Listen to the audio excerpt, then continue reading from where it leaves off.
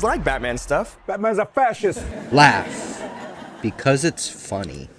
Blue Beetle. This movie starts when Parasite Boy comes home from pre-law school, and everything is horrible. His family has lost their house, but not yet. The rent just went higher, so they have until the end of the month, I suppose. The time frame isn't really clear. They also lost their jobs. They are officially broke. So, everything turns bad super duper fast as Parasite Boy can't find a job. Go figure. Meanwhile, Manipulator has taken over Disney. And through her influence, now Disney is trying to take over everything, slowly spreading their influence. But with all this greed, the true prize is the Scarab, an alien artifact of immense power. They want to use its power to pump out cheap copies and remakes that aren't as good as the original. Go figure. Luckily, Disney's conscience is here to correct things. Stealing the Scarab before it can become a shadow of its former self, she hands it off to Parasite Boy to avoid detection. Of course, since Parasite Boy is the main character, the Scarab activates and gives him this immense power. But Disney wants it back, and they're ready to break laws and kill people in order to get it. Will Parasite Boy be able to stop Disney and keep his family safe? Now, this movie is Venom meets Iron Man meets Shazam. The Scarab is this alien artifact that manifests a suit around you in order to protect you or keep you safe.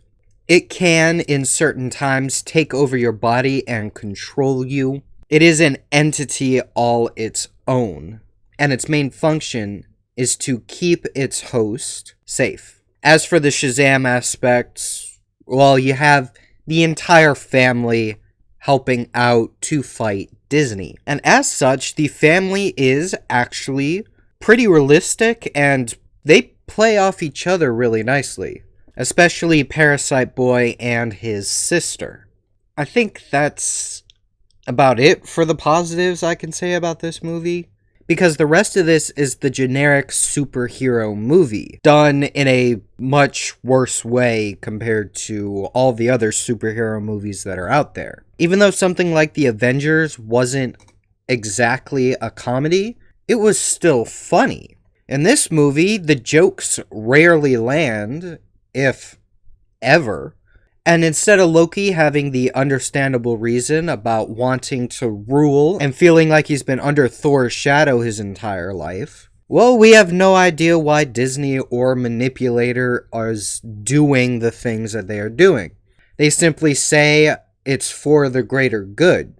Cool, awesome. I guess you're supposed to be a Hitler reference. That may be more true than I'd like to admit. Because there are some throwaway, preachy lines in here. So, for example, Conscience is giving us a little background on Disney and how it came into Manipulator's hands.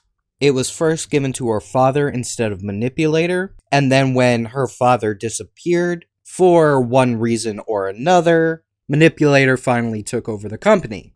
And as Parasite Boy goes to respond to this information, she just blurts out, "That's sexist, right? It's sexist to give a man a company instead of the woman that is currently the villain in this story.